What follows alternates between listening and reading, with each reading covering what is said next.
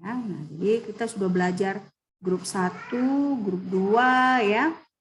Grup 3 minggu yang lalu kita pelajari. Nah, sekarang kita masuk ke grup 4 dan 5. Nah, grup 4 dan 5 ini kebetulan dia lebih sedikit ya, lebih sedikit elemennya, dan grup 4 dan kelima ini masih ada kesamaannya. Ya, masing-masing elemen itu ada kesamaannya. Okay. Nah, jadi apa aja grup 4? Grup 4 itu hanya ada 3 ya, barium, strontium, dan kalsium. Nah, barium ini kalau kalian lihat dia metal yang agak-agak warna abu-abu gitu ya, kehitaman ya, mengkilat. Nah, sementara strontium ini ada warna putihnya. Nah, kalsium kalau kalian lihat ini juga ada warna putih. Nah, ini kalau kalsium malahan di tubuh kita dibutuhkan ya untuk perkembangan tulang ya. Jadi terutama untuk kalian yang wanita, untuk ini kita semua wanita di sini ya, mahasiswa bilingual, nggak ada yang laki-laki. Nah, ini kita dibutuhkan karena kalau misalnya kurang ini, itu yang kita masa tuanya itu nanti kita punya kesusahan dalam berjalan kalau misalnya kekurangan asupan kalsium ya. Nah, jadi inilah grup 4. Grup 4 itu ada barium, strontium, dan kalsium. Nah, grup reagennya sama seperti 1, 2, 3 ada grup reagen. Nah, untuk grup 4 ini grup reagennya itu adalah amonium karbonat. Ya, amonium karbonat, dan ini di sini ada beberapa properti dari si amonium karbonat ini. Pertama, dia itu tidak berwarna ya, colorless. Nah, dan kalau misalnya kita mereaksikan ya si kation ini dengan amonium karbonat, dia bersifat basa. Jadi display an alkaline reaction ya. Nah, dia bersifat basa, dan ini ada proses hidrolisis. Ya, jadi kalau misalnya si amonium karbonat kita reaksikan dengan kation grup 4 ini, ya, dia akan memperlihatkan alkaline reaction. Nah, ini dia reaksi hidrolisisnya. Jadi kalau kalian lihat ini kan karbonat ada proses hidrolisis, nah dia HCO3 negatif, nah ini ada OH. Ya, jadi makanya ada alkaline reaction.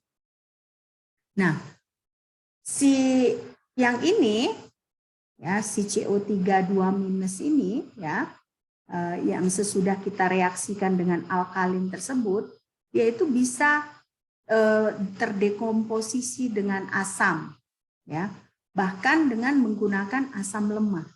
Ya kan, kalau kita tahu kan acetic acid, asam asetat itu adalah asam yang lemah ya. Jadi bahkan dengan asam lemah ini sudah terdekomposisi. Ya, kita lihat ini reaksinya ya. Ketika kita reaksikan CO3 ini ya, CO3 anion dari CO3 dengan asam asetat, dia nanti akan ada gas CO2 yang terbentuk. Ya, gas CO2 yang terbentuk dan akan terbentuk anion dari si asetat tadi. Ya. Jadi ini keunikan dari si amonium karbonat tadi. Jadi dia pertama dia tidak berwarna, kan? Nah, ketika dia direaksikan, dia akan memperlihatkan alkaline reaction. Nah, sesudah itu ternyata dengan asam yang lemah pun, ya asam asetat, dia bisa terdekomposisi. Apa buktinya terdekomposisi? Terbentuk gas CO2. Ketika si CO3 ini direaksikan dengan asam asetat. Nah, kalau amonium karbonat ini ya, kalau kita beli di toko-toko bahan kimia, biasanya dia mengandung amonium hidrogen karbonat dan amonium karbamat. Nah, ini dia struktur kimianya. Jadi kalau si amonium karbonat ini di komersial dia tidak murni amonium karbonat, tapi dia ada kandungan NH4HCO3 dan Na4O NH2CO, amonium karbamat. Ya. Nah, jadi makanya ketika kita mau menggunakan si amonium karbonat ini untuk tes grup 4 kita, nah kita harus menghilangkan ini. Nah, bagaimana cara menghilangkannya? Menghilangkannya ya kita larutkan dengan air. Nah, begitu dilarutkan dengan air, si impurity ini ya bisa larut di dalam air. Ya, si impurity ini nantinya larut di dalam air. Oke. Nah, sampai di sini apa ada pertanyaan? Apa ada pertanyaan sampai di sini? Ya. Nah, jadi tadi amonium karbamat ini ya, amonium hidrogen karbonat dengan amonium karbamat ini kan harus dihilangkan, ya kan? Nah, setelah misalnya kita larutkan dengan air, nah kita panaskan ya, boiling the reagent solution, jadinya impurity ini berubah menjadi ini. Dia berubah jadi amonium karbonat. Ya. Nah, jadi caranya itu berarti tadi menghilangkan si impurity ini, kita larutkan dalam air si amonium karbonat yang komersial tadi, baru dididihkan sehingga si impurity ini berubah jadi yang kita mau, yaitu amonium karbonat.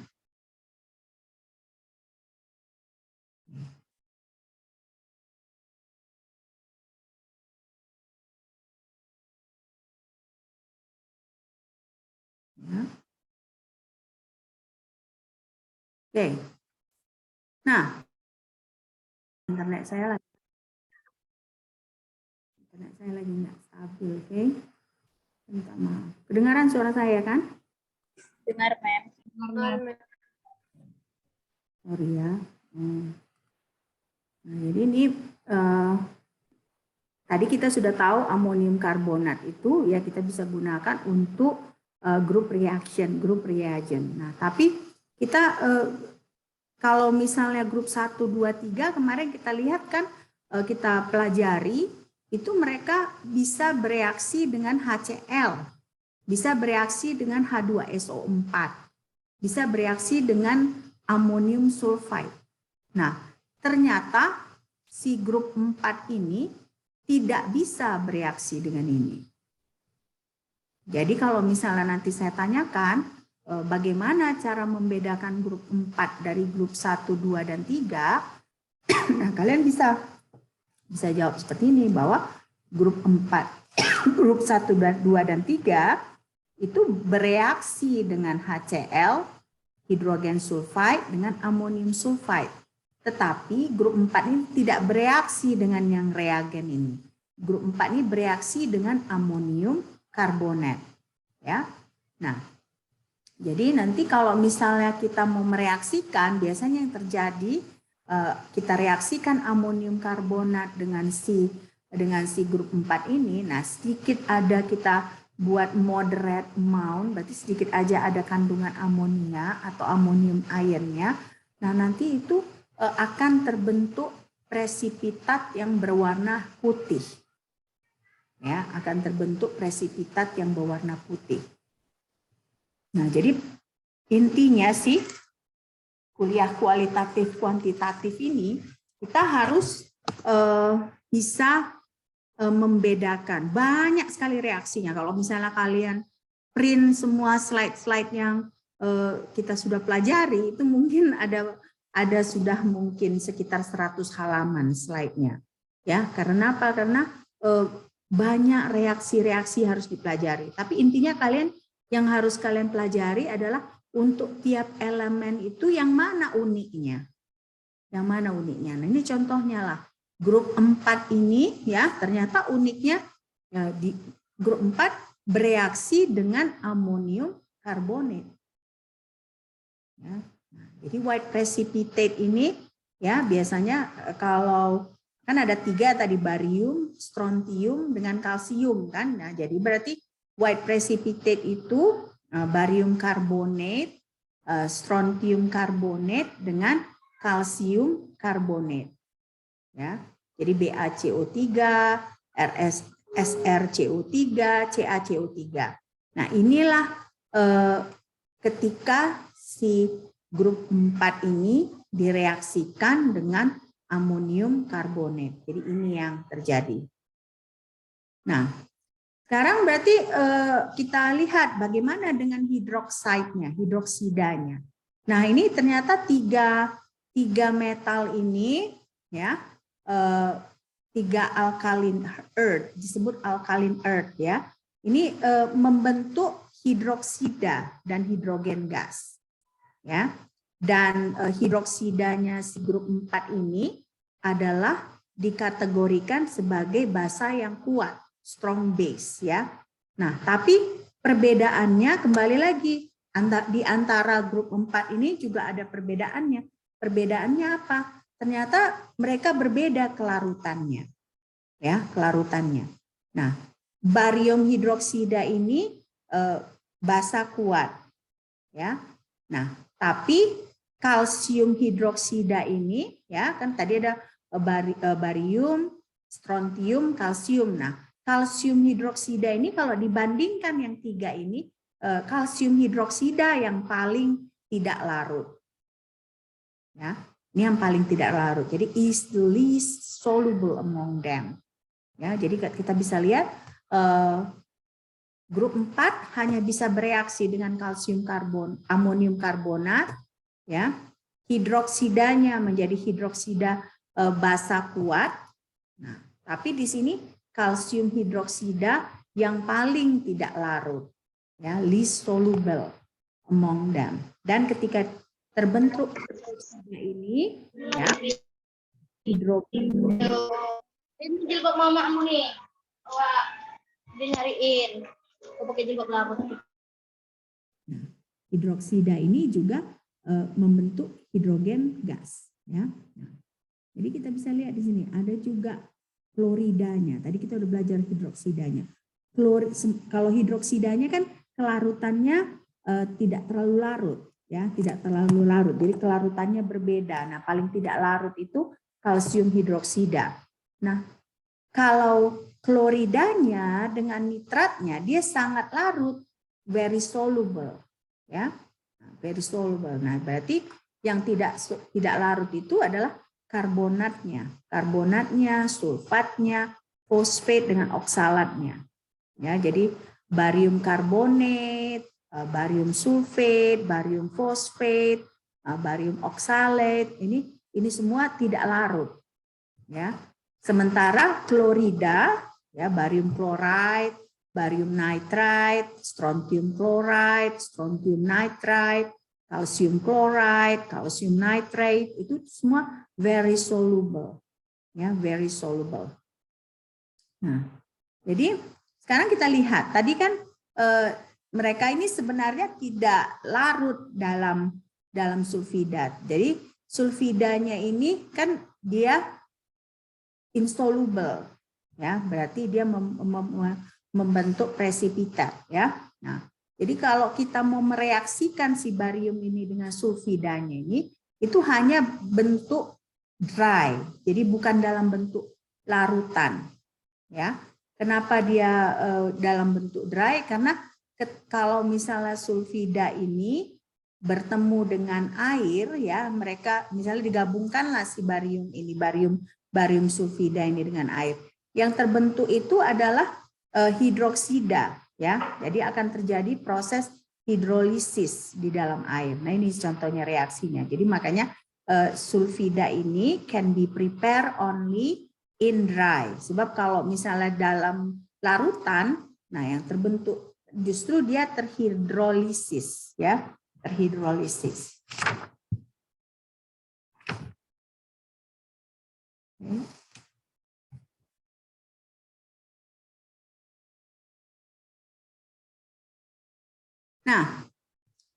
Nah, selanjutnya kalau kita ingat kemarin grup 3, banyak kali grup 3 itu yang ada warnanya. Kalian ingat ya, kalau direaksikan dengan ini, dia membentuk kompleks. Nah, sehingga tiap misalnya grup 3 itu ya, banyak nikel, iron, dia kompleksnya itu berwarna. Nah, tapi kalau alkalin ini sepanjang anionnya itu tidak berwarna, biasanya alkalin ini garamnya itu garam yang larutan yang tidak berwarna.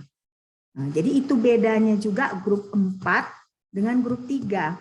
Ya. Grup 3 itu banyak yang berwarna. Jadi cantik warnanya kristalnya ya. Nah, ada kristal yang warna biru, ada hijau, ada purple ya. Nah, tapi sementara alkalin ini kalau misalnya anionnya itu tidak berwarna, nah otomatis saltnya ini tidak akan colorless ya. Nah, kenapa seperti jadi ada bedanya grup 4 dengan grup 3 ini. Nah, jadi makanya di sini alkaline ions ini behave very similarly to each other in aqueous solution. Jadi semua ini si barium, strontium, baru kalsium ini mereka sangat mirip sifatnya satu sama lain di dalam air. Jadi sebenarnya agak sulit membedakannya, ya, agak sulit membedakan barium, kalsium dan strontium ini karena mirip sifatnya. Nah, tapi kita bisa melakukan pembedaan dengan memakai media yang bukan air, ya, media yang bukan air. Nah, ingat tadi kan kalau begitu sudah terkena air kan dia terjadi proses hidrolisis. Nah, makanya yang dipakai itu adalah non-aqueous media. Nah, contohnya ini adalah anhydrous ethanol. Anhydrous ethanol. Nah, jadi kalau misalnya kita campur ya 100 gram anhydrous ethanol ya ke kalsium klorida, nah dia ada 12,5 gram yang larut. Nah, kalau dengan strontium klorida dia 0,91 gram. Nah, kalau barium klorida dia 0,012 gram. Nah, jadi di sini kita bisa lihat kalau barium klorida ini yang paling sedikit terlarut pada anhydrous ethanol. Yang paling larut dia adalah kalsium klorida. Ya. Nah, ada juga misalnya kalau kita campur dengan diethil ether, campuran diethil ether dengan anhydrous ethanol, nah ini ada 40 gram kalsium nitrat yang terlarut, 40 gram ya. Nah, tapi kalau strontium dengan barium di sini boleh dibilang tidak larut pada campuran diethil ether dengan anhydrous ethanol. Jadi tetap di sini kita bisa lihat untuk yang ini pun kan, ya, yang ini kan tadi pun dari sini kalsium klorida yang paling banyak larut dengan memakai etanol, anhydrous ethanol. Nah, di sini kalau kita campur diethil ether dengan anhydrous ethanol, kalsium juga yang lebih larut. Nah, sementara malah strontium dengan barium nitrate itu kalau negligible kan boleh dibilang tidak ada yang larut, gitu ya.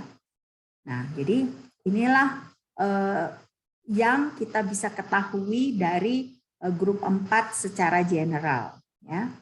Nah, masuk kita ke barium. Nah, barium tadi kan silver white atau dia agak-agak gelap. Nah, dia malleable, ductile ya. Nah, stable in dry air berarti asalkan tidak ada humiditas, dia stabil. Kenapa? Karena tadi kan kita lihat kan begitu dia ada air, dia langsung terhidrolisis. Berarti dia ini si barium ini paling tidak bisa kena air ya, paling tidak bisa kena air. Nah, jadi ini it reacts with the water in humid air. Jadi kalau misalnya kita di Medan gitu misalnya ada barium kita, nggak boleh kita biarkan di tempat biasa gitu. Jadi dia harus di kontainer tertentu yang misalnya kita harus taruh di desiccate ya. Desiccate. Kalian tahu desiccate kan? Tahu nggak? Udah ada nggak ditunjukkan di lab? Desiccate. Hah?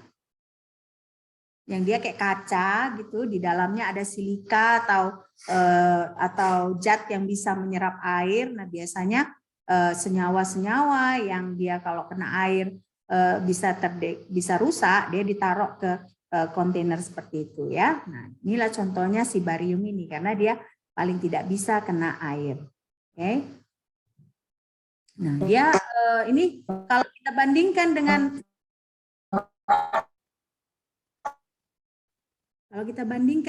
grup 3 minggu lalu, kebanyakan titik lelehnya titik lelehnya lebih dari 1000 ya. Ini dia di bawah 1000.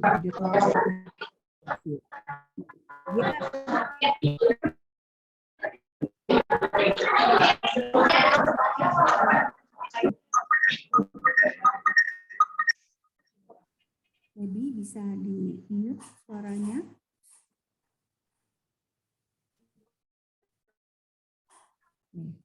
Nah, jadi dia bereaksi dengan air pada suhu ruangan. Nah, ketika bereaksi dengan air, dia membentuk barium hidroksida dan ada gas hidrogen yang dilepaskan. Nah, ini dia reaksinya ya, Ba2H2O ya, BH2 Nah, ini H2 gas dirilis ya. Gas dirilis dan ditambah 2OH negatif ya. Nah, di sini kalau kita lihat dilute acid and barium. Nah, jadi asam yang lemah pun yang encer itu bisa melarutkan barium ya. Buktinya apa? Buktinya ketika barium kita reaksikan dengan asam yang dilute acid, berarti asam yang encer. Nah, yang terjadi itu ada gas hidrogen yang terbentuk. Ya, ada gas hidrogen terbentuk. Berarti kalau kita reaksikan ada gas yang terbentuk, berarti ini dia ada reaksi yang terjadi. Nah, bagaimana dengan klorida dengan nitratnya? Jadi kalau misalnya kita reaksikan dengan klorida dan nitrat, berarti yang terbentuk itu Ba2+, ya. Nah, sama juga dengan ini sebenarnya kan, dia ini Ba2+. Nah, klorida dengan nitrat juga membentuk Ba2+. Nah, kalau misalnya kita sudah buat ada barium klorida dan barium nitrat, barium klorida dengan barium nitrat itu adalah soluble. Ya, soluble. Tetapi hanya kalau kita menambahkan HCl dan asam nitrat yang pekat. Ya.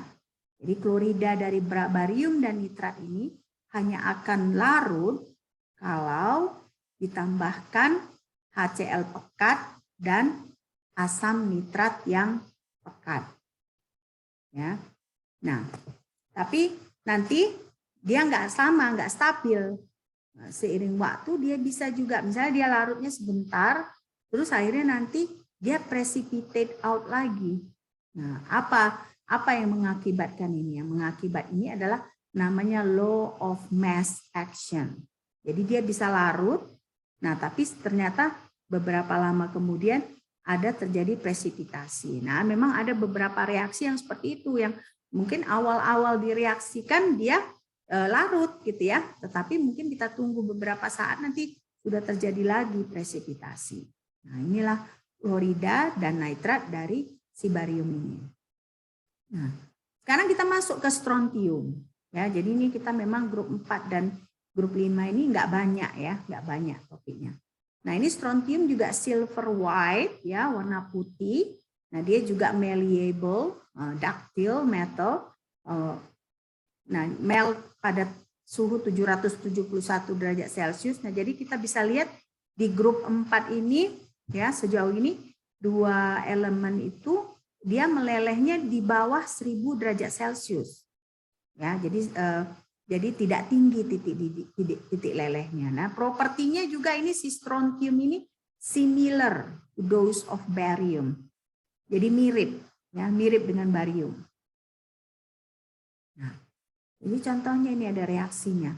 Kalau kita reaksikan ya 0,25 molar larutan dari strontium chloride atau strontium nitrate, nah inilah yang bisa kita tes. Jadi nggak bisa misalnya strontium aja. Strontium itu harus kita reaksikan dulu dengan klorida atau nitrat sebelum kita mengadakan tes dengan reaksi-reaksi lain. Jadi makanya di sini reaction of strontium ions ini. Nah, strontium ions yang kita gunakan itu adalah strontium klorida atau strontium nitrate.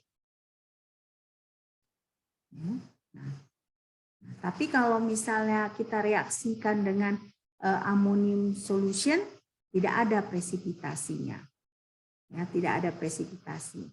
Jadi kalau kita reaksikan strontium chloride atau strontium nitrate dengan amonium solution, dia tidak ada precipitate.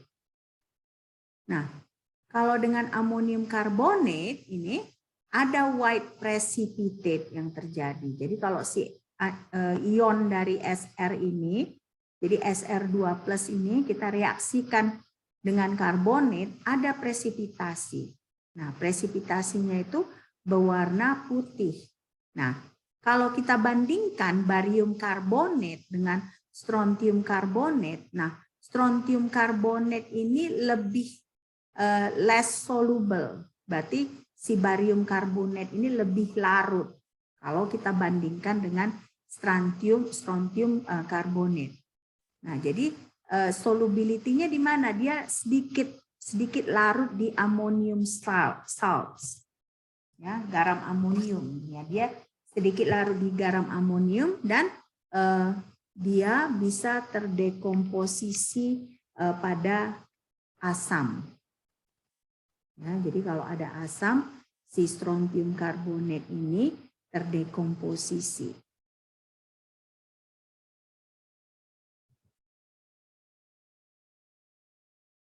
Sampai di sini apakah ada pertanyaan?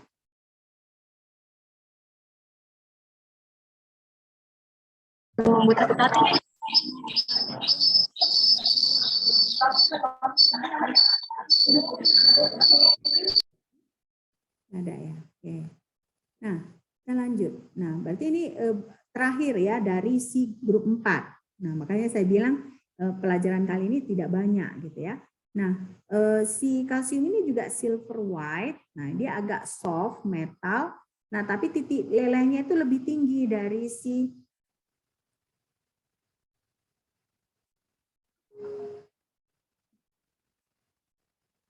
kenapa live transcription? Nggak kedengeran suara saya ya? Dengar, Mem. Hah?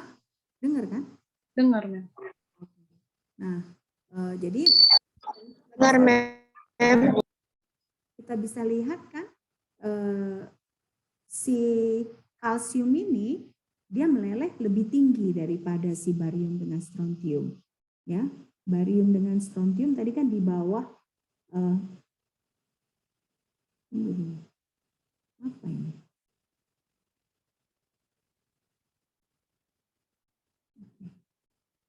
Ya. Nah, jadi barium ini dia 845 derajat Celcius ya. Nah, jadi kalau misalnya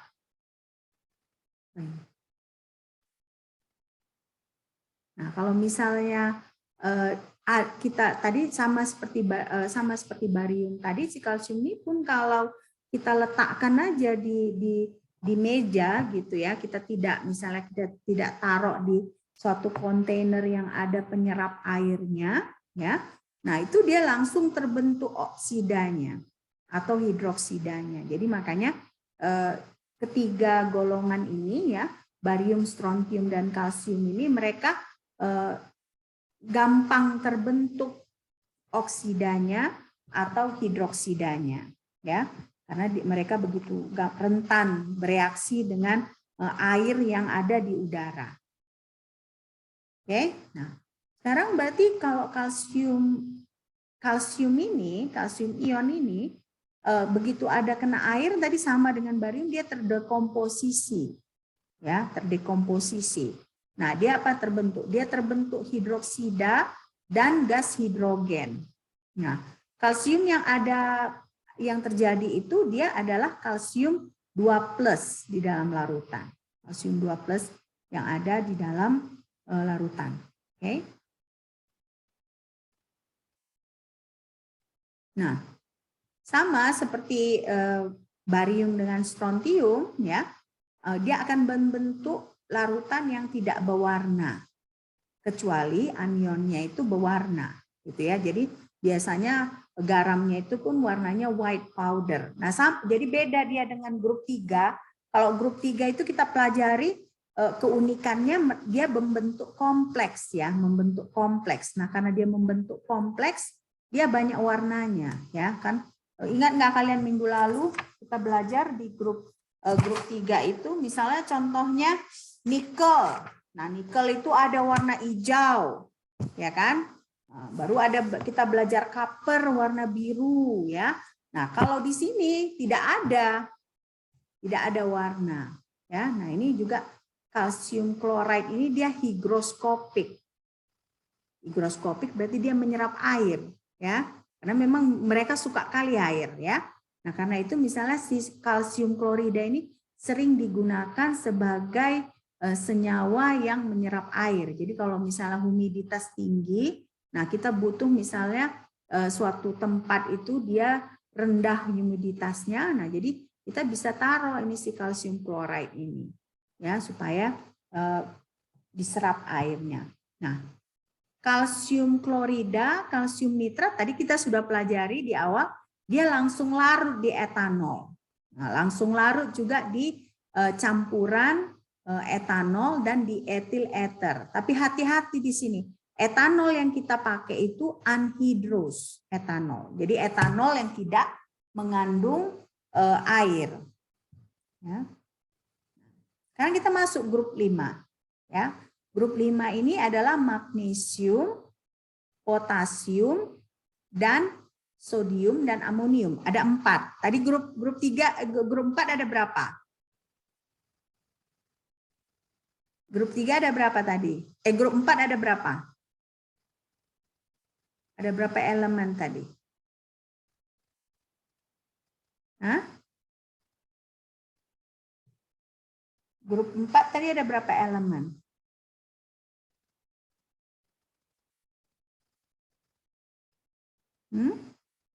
Ada berapa elemen?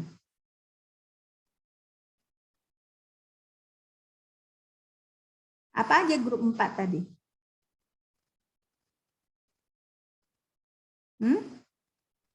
Gak ada yang memperhatikan? Barium, strontium, dan kalsium. Strontium, Dan kalsium. Nah, kalau grup 5 ini magnesium, potasium, sodium, dan amonium. Ya. Jadi kalau misalnya yang ini grup reactionnya itu, grup reagennya ini bahwa there is no common reagent for the cation of this group. Jadi nggak ada yang sama. Nah, tiap-tiap elemen itu berbeda grup yang bisa dipakai untuk tes. Jadi kalau beda, kalau tadi si grup 4 dia mirip-mirip, ya, mirip-mirip mereka. Nah, kalau grup 5 ini dia there is no common reagent. Jadi nggak ada common reagentnya. Oke, nah ini kalau si grup reaction ini sama juga dengan grup 4, tidak bereaksi dengan HCl, tidak bereaksi dengan hydrogen sulfide, tidak bereaksi dengan amonium, tidak bereaksi dengan amonium karbonat. Ya, jadi do not react with. Oke. Nah, berarti grup, bagaimana cara mengidentifikasinya?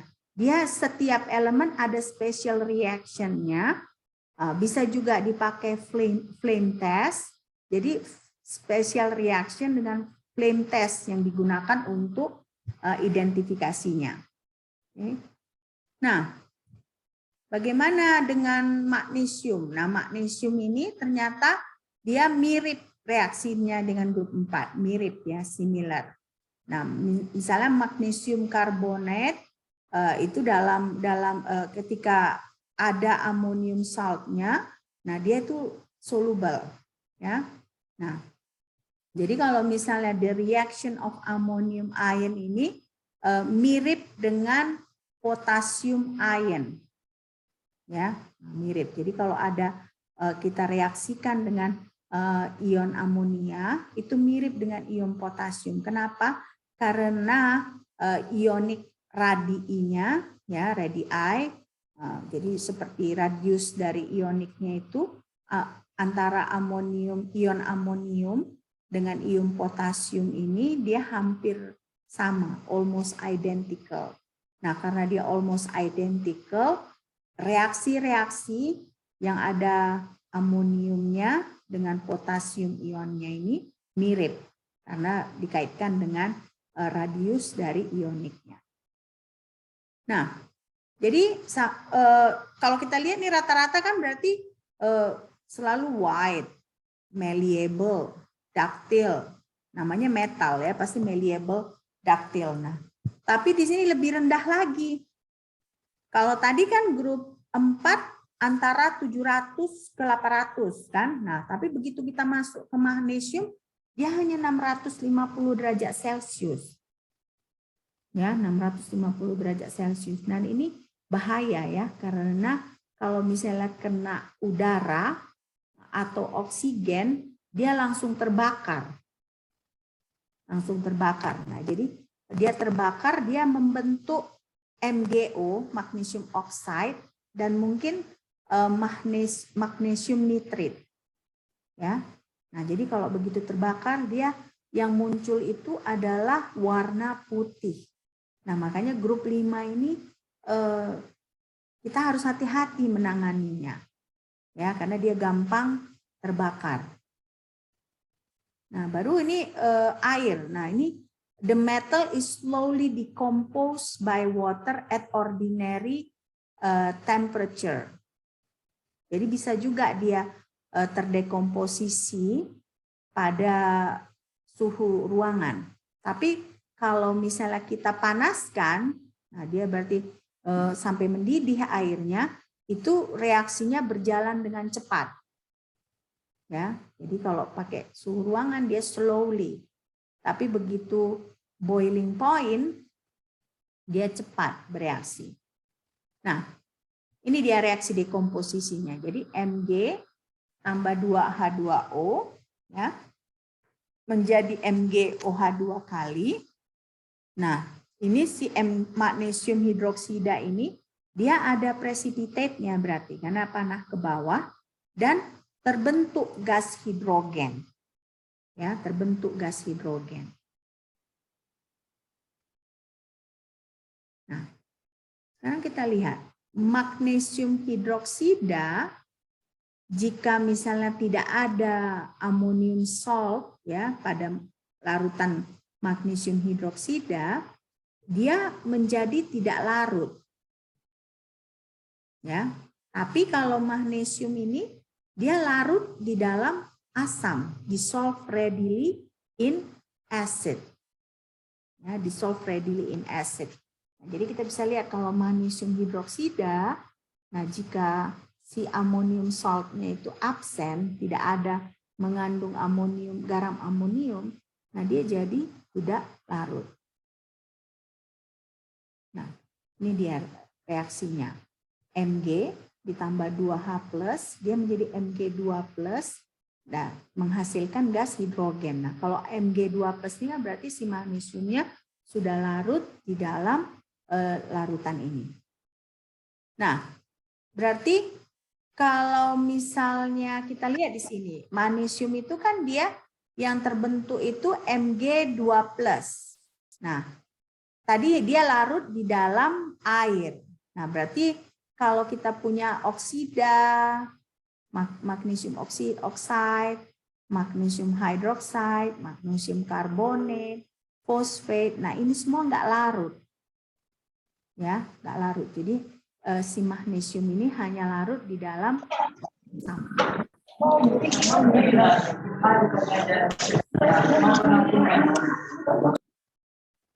kita misalnya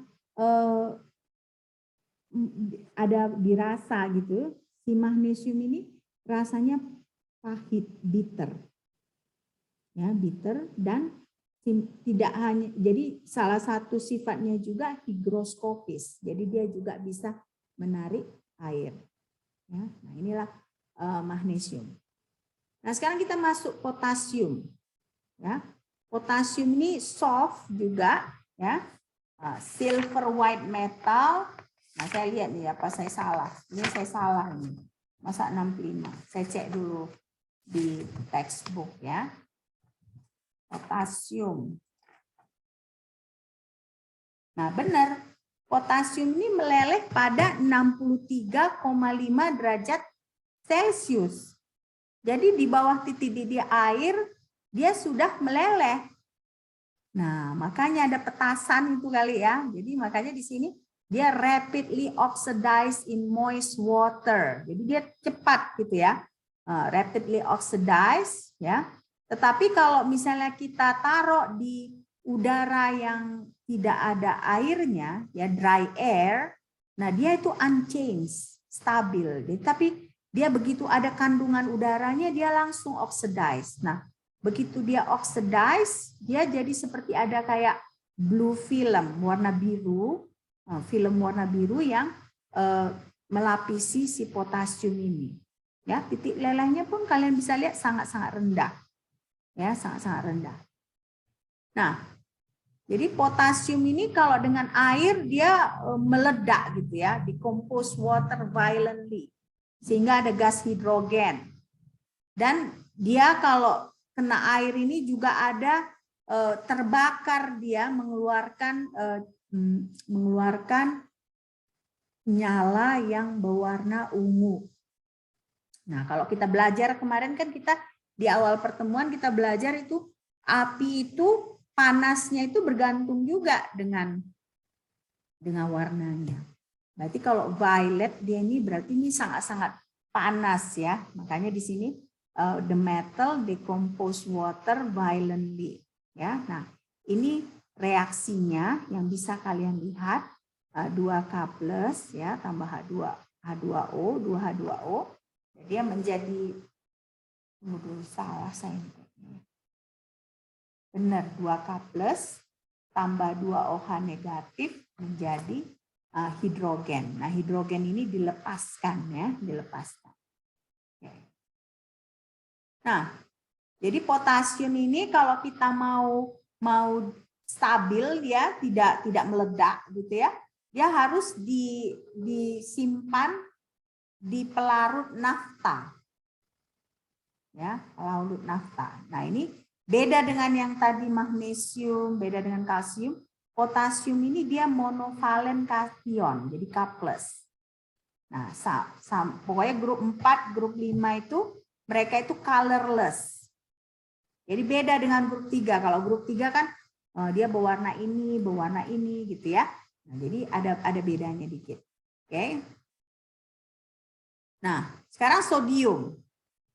Sodium itu nah, kita udah tahu kan meltingnya 97,5 derajat Celcius. Dia soft metal. Jadi kita kalau misalnya kita punya sodium, kita belah pakai pisau pun bisa. Karena softnya. Nah, tapi di sini kita harus hati-hati. Karena kena air, si sodium ini juga bisa meledak. Ya, jadi kalau kalian pun kerja di lab, kerja dengan logam sodium, logam natrium, nah hati-hati ya. Nah, inilah it oxidize rapidly in moist air. Jadi sama dengan potasium tadi ya. Dia harus disimpan di larutan nafta. Ya, di larutan nafta. Oke. Jadi ini reaksinya. Nah, dia menghasilkan si gas hidrogen ya, menghasilkan gas hidrogen.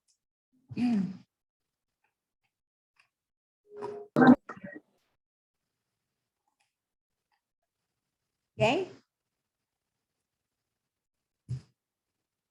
Nah, jadi kalau misalnya kita sebut si sodium salt ini dia monovalen kation karena dia Na+, ya. Nah, juga dia colorless. Nah, semua garam dari sodium ini larut di dalam air. Ya, makanya kan NaCl, ya, NaNO3. Nah, itu semua larut di dalam air. Nah, sekarang bagaimana dengan amonium ion? Nah, amonium ion ini, ya, atau amonia itu kita dapat dari amonia dengan hidrogen ion hidrogen. Nah, inilah yang mirip dengan alkali metal. Ya, ion alkali metal. Kenapa tadi mirip? Apa sebabnya? Kenapa si ion amonium ini mirip dengan logam alkali, ion alkali? Ada yang bisa kasih tahu saya nggak? Kenapa? Apa tadi alasannya? Karena ionik, ya, radius ioniknya hampir sama. Nah, karena radius ioniknya hampir sama, makanya amonium ion ini sama itunya, sifatnya, ya. Nah, kita lihat di sini. Kalau amonium ion ini, ya, kita misalnya buat sebagai amalgam, ya, berarti kita lakukan proses elektrolisis dengan merkuri. Nah, makanya amonium amalgam ini bisa terbentuk. Nah, si amonium amalgam ini juga similar propertinya, sama propertinya dengan sodium dan potasium. Jadi Na dengan K, ya. Si amonium ini juga colorless, ya, colorless. Tetapi kalau misalnya kita panaskan, dia akan terdekomposisi menjadi amonia dan asam. Ya, jadi amonium salt, ya. Nah, kita biasanya dia itu water soluble, berarti larut di dalam air. Nah, tidak berwarna. Nah, tapi begitu kita panaskan, dia terdekomposisi menjadi amonia dan asam. Ya. Nah, jadi kalau misalnya ada asam yang non volatil, nah berarti apa maksudnya asam non volatil?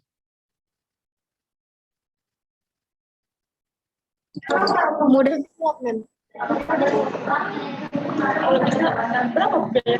Volatil apa artinya? Senyawa yang mudah menguap, Mem. Volatil dia tidak mudah menguap, kan? Jadi unless the acid is non volatil, ya, kalau misalnya asamnya itu non volatil, amonium salt ini bisa dihilangkan dengan proses pemanasan, ya.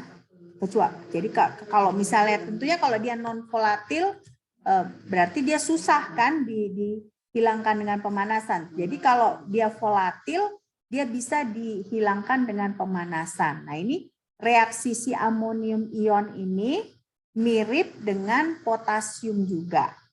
Ya, kenapa mirip tadi? Ya ini karena ukuran dari ionnya itu almost identical, ya, almost identical. Oke. Nah, selesai kita grup 4 dan 5. Nah, saya udah bilang tadi kan nggak banyak. Nah, sampai di sini apa ada pertanyaan? Nah, nanti kita keluar dulu dari Zoom, ya. Saya kasih waktu kalian, mungkin udah ada sholat ya, jam sholat ya. Ya, saya nggak tahu. Ya, harus mungkin kalian harus sholat. Nah, kira-kira mau jam berapa masuk kita untuk kuantum jam berapa kira-kira? Kuantum chemistry. Satu lagi ganti. Jam berapa kira-kira?